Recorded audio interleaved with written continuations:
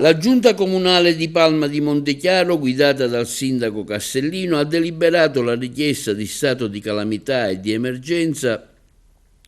Nelle giornate del 19, 20 e 21 gennaio il nostro territorio è stato colpito duramente dal ciclone Harry, un evento meteorologico eccezionale che ha provocato danni significativi alla viabilità urbana e rurale, al lungomare, alle infrastrutture idrauliche, al molo e diversi servizi essenziali.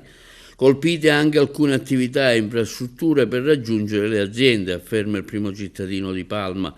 Sin dalle prime ore abbiamo attivato la macchina comunale, emesso le necessarie ordinanze e disposto i sopralluoghi tecnici per una ricognizione dettagliata della situazione. Oggi, con delibera della Giunta Municipale Esecutivo presente al completo, abbiamo ufficialmente dichiarato lo stato di calamità naturale e lo stato di emergenza, avviando le procedure previste per richiedere l'intervento della Regione Siciliana e della Presidenza del Consiglio dei Ministri.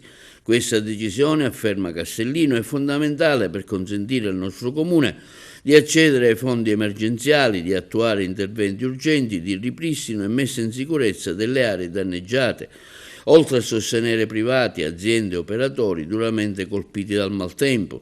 Ringraziamo per la costante presenza e concreto supporto il prefetto di Agrigento e il suo prezioso staff, il Ministro per la Protezione Civile, il Dipartimento Nazionale, quello regionale di Protezione Civile, il Direttore Ingegnere Cocina e la responsabile provinciale, dottoressa Campo, i Vigili del Fuoco e le Forze dell'Ordine. Ringrazio altresì, conclude Castellino, il lavoro della Protezione Civile Comunale, guidata dall'architetto Lillo Inguanda, dai volontari e dai dipendenti comunali, in particolare dagli uffici tecnici e dalla Polizia Municipale.